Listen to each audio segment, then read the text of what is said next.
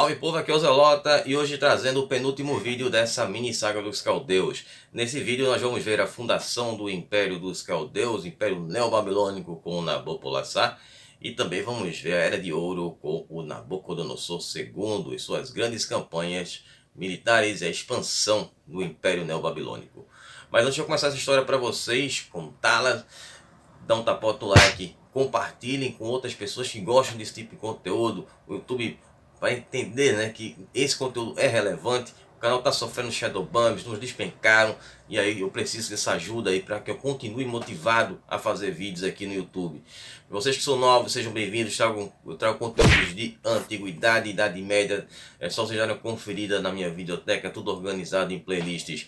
Me sigam nas redes sociais, no Instagram e no Facebook. Os links estão na descrição. Tem aqui meu Instagram também embaixo da minha tela, para vocês saberem quando os vídeos forem postados.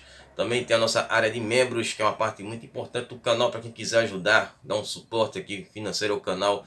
Se torne membro, vocês vão ter acesso a vídeos exclusivos na categoria Flechas do Zelota.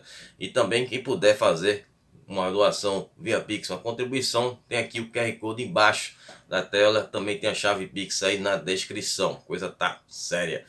Vocês também fiquem sabendo aqui, claro, vídeos todas as quintas às 21 horas. Sempre com a metodologia nada ortodoxa, com muitas imagens, muito conteúdo, sem enrolação. Então vamos direto aqui para a história do Império Neobabilônico. Bom, Ascensão, nós terminamos o vídeo passado, né? Quem não viu o vídeo anterior, comendo que assistam lá, depois volta para cá para poder pegar aí entender a história. Nós paramos na parte da aliança que o Nabopolassar ele fez com o rei dos Medos, o Ciaxares, que via ali também com bons olhos essa oportunidade de acabar de uma vez por todas com os assírios, se livrar dos assírios, e depois eles acabariam fundando o seu próprio império também, né? Império dos Medos.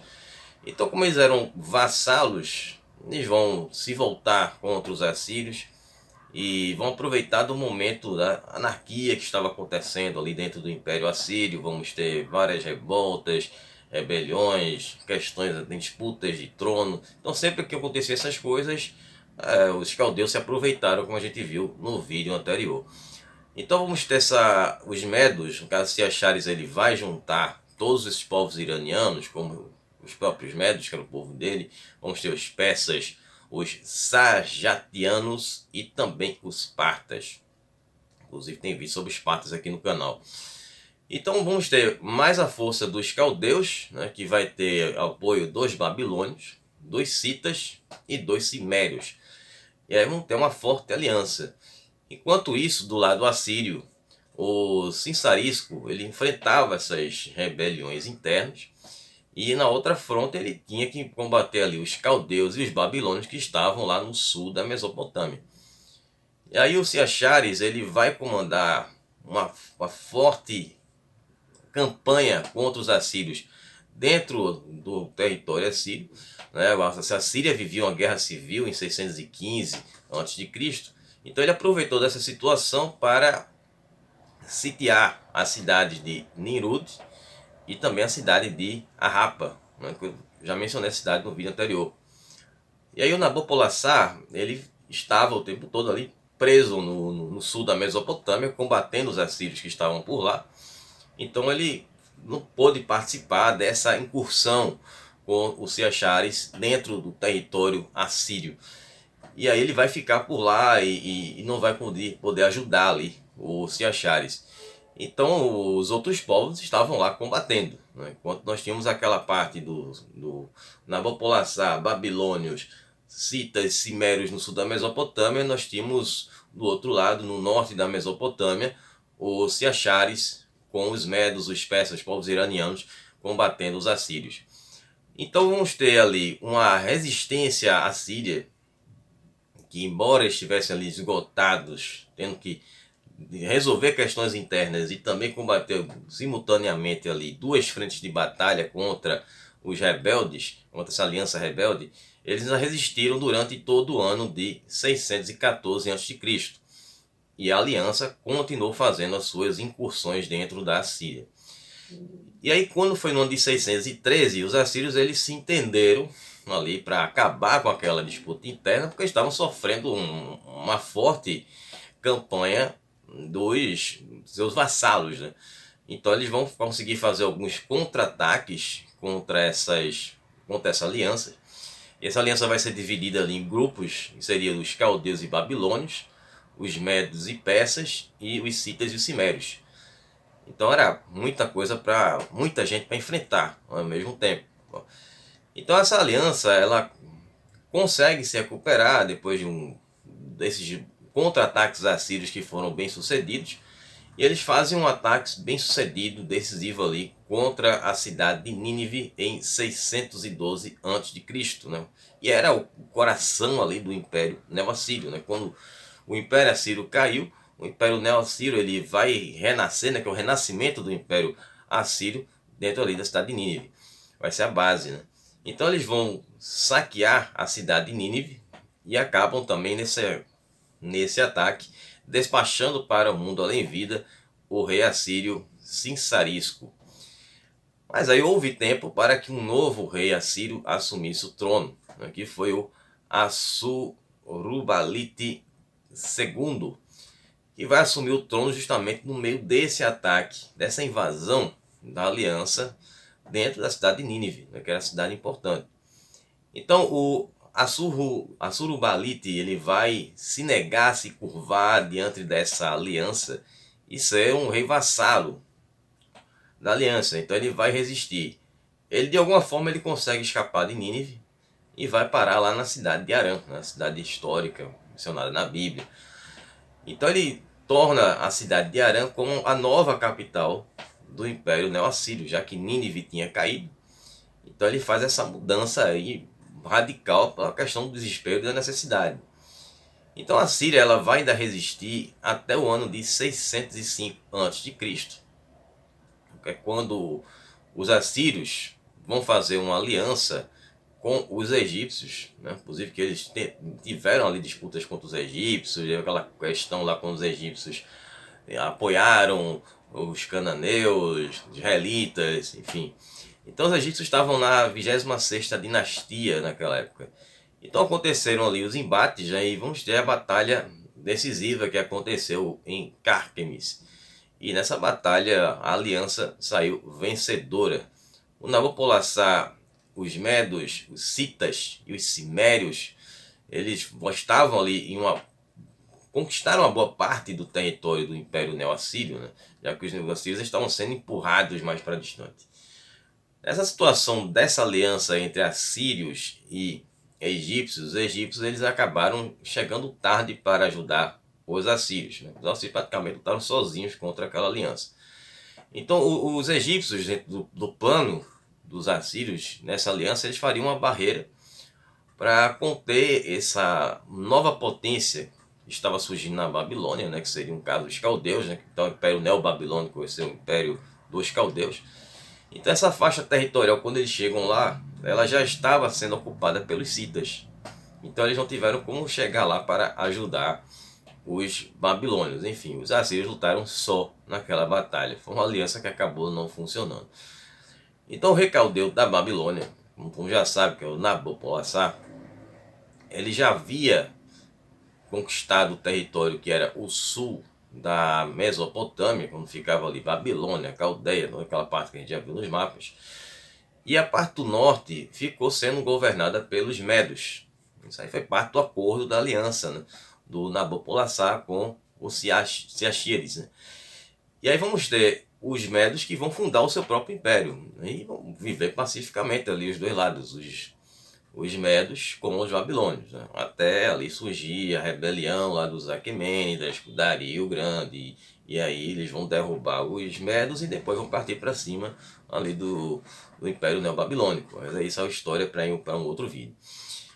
E aí vamos ter, dentro desses territórios, né, dos caldeus, vamos ter aquela parte onde ficava o Harã, né, que era a terra dos arameus, que ficava na Síria, e a outra Harã, né, que é Harã que ficava lá na Turquia, né, que Harã, que é mencionado na Bíblia, né, que Harã era um dos filhos do Terá, né, irmão do Abraão. Então vamos ter ali a Fenícia, Israel, Chipre, Edom, onde tinha o reino de Edom, também tem vídeo aqui no canal. A Filisteia, na parte território ali dos filisteus, ficavam também na região de Canaã, e partes da Arábia. Então tudo isso aí fica com os babilônios. E os medos, eles vão ficar com as antigas colônias dos assírios, que estavam localizadas no Irã, no Cáucaso e em parte ali da Ásia Menor. O que aconteceu depois de toda essa batalha de vencerem ali os assírios foi que o Nabopolassar passou anos, dedicou ali boa parte, praticamente todo o seu reinado enfrentando os assírios, e ele não teve tanto tempo ali para aproveitar a sua posição como o primeiro rei ali do Império Neo-Assírio, chegando a falecer em 604 a.C., um ano após a Batalha de Carquemis. E aí ele vai ser sucedido pelo filho dele, que é muito conhecido, que eu já mencionei, claro, aí na introdução do vídeo, o Nabucodonosor II. Então Nabucodonosor, ele usa esse nome, provavelmente não era o nome dele verdadeiro, para fazer uma homenagem ao grande rei Acádio babilônio, que foi o Nabucodonosor I. E também isso é uma prova de que como os caldeus haviam assimilado a cultura babilônica. Também os caras estavam lá, né, há muitos séculos, vivendo na Caldeia, sobre ali o domínio dos babilônios, e que posteriormente, no caso, eles eram vassalos dos assírios, então eram diretamente vassalos dos assírios e tinham essa cultura babilônica. Isso eu falei lá no primeiro vídeo, né, a cultura original dos caldeus. Bom, agora a era do Nabucodonosor II, que é a parte aí mais importante da era de ouro do Império Neobabilônico, né? O Nabucodonosor II, quando ele assume, ele ainda vai encontrar uma pequena resistência dos assírios remanescentes que estavam na cidade de Tel Sheikh Hamad. E há registros do Império Neo-Assírio ainda datados de 604 a 599 a.C. nessa cidade. Além também dos egípcios, que estavam tentando recuperar as suas antigas colônias que eles haviam perdido, inclusive, para os próprios assírios lá na Ásia Menor. O Nabucodonosor II, ele vai ter como sua fama ter sido um dos maiores reis da história da Babilônia. Ele chegou até a ser comparado com o rei amorita, o Hammurabi, que foi lá do século XII a.C., e a gente viu recentemente aí na mini saga dos Amoritas. Então o Nabucodonosor II, ele vai começar um processo de construção, né? Ele mostra ali ser um grande construtor fazendo ali, além das cidades que ele vai construir ali em torno da Babilônia. É uma construção em grande escala, né? Essas construções, inclusive, vão ser até superadas com relação às construções que foram feitas pelo rei assírio, o Assaradão. Então a cidade da Babilônia, ela cobria 8 km², na era ali do Nabucodonosor II, e ela era cercada por fossos, né? Então quando vocês veem essas imagens da Babilônia, sempre essa Babilônia é a Babilônia da era de Nabucodonosor II, né? Aquela com os fossos, o grande zigurate que eu vou falar agora também. Então ele fez uma forma de que o rio Eufrates cruzasse a cidade e passava por baixo ali de uma ponte que foi construída, uma ponte de pedra, e o rio passava por dentro da cidade, né? Uma coisa fantástica. E aí no centro da cidade ele vai mandar construir um grande zigurate, o famoso zigurate que existiu naquela época, hoje não existe mais, existem alguns escombros que estão perdidos em algum lugar no Iraque. E esse zigurate ele foi construído em homenagem ao deus Marduk. E foi que era chamado ali, esse zigurate é chamado de Etemenanque. E esse zigurate é o que vai inspirar a história bíblica ali da Torre de Babel, né? A construção no caso, o zigurate era tão grande, né, com o objetivo de alcançar o céu e tal. Então isso vai inspirar esse conto bíblico da Torre de Babel. Bom, muitos historiadores também acreditam que a construção dos jardins suspensos da Babilônia tenha sido feito pelo Nabucodonosor II. E tem uma outra parte, que é uma versão que eu também já falei aqui no canal, acho que no vídeo dos Medos, não lembro, ou foi dos Assírios, algum mais antigo, a respeito desses jardins suspensos da Babilônia, que tinham sido construídos por um rei assírio lá de Nínive, qual o nome meio que se perdeu no tempo, e que ele tinha uma esposa Meda, né, que veio lá da Média. Então a Média era um lugar bem mais arborizado, um lugar onde tinha florestas. Então ele mandou construir esse jardim para ela, para que ela se sentisse à vontade, se sentisse como se estivesse em casa. Que essa é outra versão aí, né, da construção dos jardins suspensos da Babilônia. Bom, com relação à parte militar, que vai ser a grande força aí do Nabucodonosor, e por isso foi a Era de Ouro do Império Neobabilônico, ele vai fazer campanhas onde vai subjugar algumas cidades importantes. Quando eu falo cidade, não é simplesmente uma cidade, só uma cidade. Lembre-se que naquela época nós tínhamos cidades-estados. Então nós tínhamos ali a cidade de Tiro, né, que era uma cidade fenícia, tinha a cidade de Sidom, também uma cidade de origem fenícia, e Damasco, que ficava lá na Síria, né? Todas as cidades elas foram subjugadas.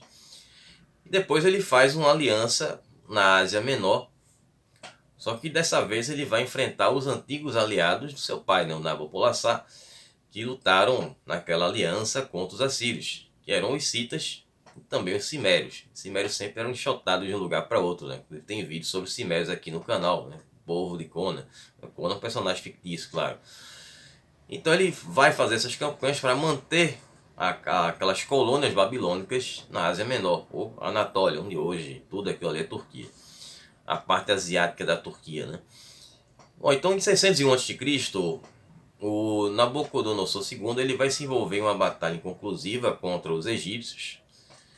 E depois, em 599 a.C., ele vai invadir a Arábia.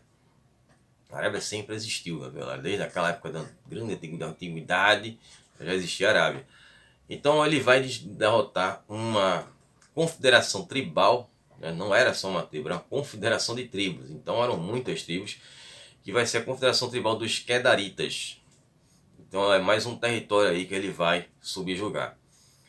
Quando chega em 597 a.C., aí é a parte que é bem contada na Bíblia. O Nabucodonosor II ele vai invadir o reino de Judá. Então ele vai sitiar Jerusalém. E depois de sitiar Jerusalém, ele vai conseguir derrotar o rei Jecônias, que também é conhecido como Joaquim. E aí ele leva o povo israelita para o cativeiro da Babilônia. E ali tinha, vemos na Bíblia, né, no livro Reis, fala em torno de 10.000 israelitas. Já de judeus no caso, né? Não israelitas, judeus, já que era o reino de Judá. E no caso, historiadores acreditam que tenha sido um número maior, né? Entre 15.000 e 30.000 pessoas. Se discute se haviam só homens ou se havia homens e mulheres, mas no meio existiam também pessoas que trabalhariam como artesãos, ferreiros, as pessoas que iriam para trabalhar. Bom, então o Zedequias, ele é colocado como o rei de Judá, como um rei fantoche lá do Nabucodonosor, né? Tendo ali o controle dos caldeus. O restante do reinado do Nabucodonosor II, ele foi marcado por uma grande disputa contra os egípcios pelo Oriente Próximo. Então essa disputa vai levar ali todo o restante do reinado dele. Então foi a oportunidade que o Zedequias, que estava ali reinando Judá, ele viu para se rebelar contra Nabucodonosor II. Então Nabucodonosor II ele volta para Judá e vai fazer um cerco em Jerusalém que durou 18 meses. Vamos ter quase 2 anos de cerco. E aí após o cerco, Jerusalém vai cair no ano de 587 a.C. Milhares de judeus foram capturados e levados para a Babilônia. E nesse cerco, além da cidade de Jerusalém ter caído, também tivemos a destruição do templo de Salomão, né? Do primeiro templo de Salomão. E foi nessa história que a famosa Arca da Aliança desapareceu, né? Segundo, existem aí teorias de pessoal entusiasta que acredita que ela ainda está lá, né? Onde era o templo, hoje é uma grande mesquita, mas tem uma parte ali quadrada no centro, que era onde ficava a Sala dos Santos dos Santos, é onde a Arca da Aliança ficava ali colocada, e existe um buraco ali que é também tem o mesmo formato da arca. Então acredito que está no subterrâneo ali, né? Como faz parte ali da parte dos muçulmanos, então ninguém pode ter acesso para escavar ali e verificar essa história. Bom, o Nabucodonosor II, inclusive nessa parte aí a questão do cativeiro também, quando vamos ter o Daniel, que é levado, tem aquela história dos 3 rapazes judeus que vão ser colocados numa fornalha porque eles não quiseram adorar a estátua que foi colocada por Nabucodonosor. Eles tiveram seus nomes alterados para nomes babilônicos e eles sobrevivem ali ao fogo. Enfim, são a história que tem contada aí na Bíblia, né? E tem uma quarta figura no meio daqueles rapazes que atribuem, já vi vídeos no YouTube que atribuem que teriam sido Jesus que estava ali no meio daqueles rapazes. Bom, o Nabucodonosor II, ele vai lutar contra 3 diferentes faraós nas suas campanhas contra os egípcios. Primeiro contra o faraó Psamético II, depois ele enfrenta o Apriés. Isso foi durante todo o reinado do Apriés. Acabou ele falecendo e Nabucodonosor ali nativo ainda. E depois todo o reinado do Amoses II, também ali que durou até o final do reinado do Amós II, enquanto o Nabucodonosor viveu, né? Mas ele assumiu o trono bem jovem. Então existem rumores que no ano de 568 a.C., Nabucodonosor II chegou a invadir o Egito.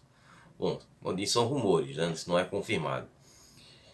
E aí quando chegou no ano de 572 a.C., o território de Nabucodonosor era tão grande que abrangia a Babilônia, a Caldeia, a Arã, né, que era a Arameia dos arameus, que ficava ali na parte centro ali da ilha, centro-leste da Síria. Tinha a Fenícia, Israel, Judá, no caso o reino de Israel, reino de Judá, a Filisteia, Samarra, né, não confundir com Samaria, apesar que os samaritanos também foram levados naquele cativeiro, Jordânia, norte da Arábia e partes da Ásia Menor. E aí era um grande território. Bom, Nabucodonosor, como eu disse, ele viveu muito tempo, mas não viveria para sempre. Então ele faleceu devido a uma doença no ano de 562 a.C.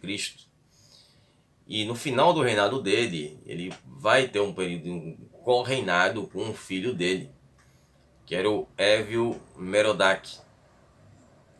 E depois, quando Nabucodonosor II faleceu, o Évio Merodach ele vai reinar sozinho, mas fica só por 2 anos no trono, que ele acaba sendo deposto no ano de 560 a.C. E aí vamos ter os problemas dentro do Império Neobabilônico que vão levar à queda do Império depois, consequentemente. Bom, espero que vocês tenham gostado, que vocês tenham entendido. Estarei retornando na próxima semana com a última parte desse vídeo. Vamos ver o final do Império Neobabilônico, as razões de sua queda. Vamos ver o legado dos neobabilônicos, dos caldeus no caso, né? E finalizar essa história. Bom, mais uma vez, o pessoal que acompanha o canal, que vê vídeo a vídeo e é fã e quiser contribuir de alguma forma, vocês podem mandar um valeu. Quem puder mandar um pix, qualquer valor ajuda bastante. Realmente os números têm caído bastante aqui, sofrendo aí com esse Shadowban, e isso desmotiva bastante a fazer vídeo. Dá muito trabalho gravar isso aqui, de fazer a edição por mais básica e simples que pareça para vocês.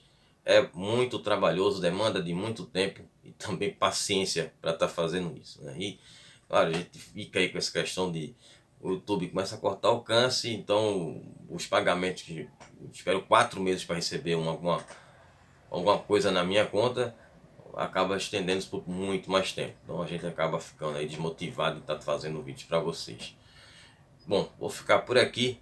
Agradeço a todos que estão acompanhando a mini saga. Um abraço, Elota. Até lá. Falou, pessoal.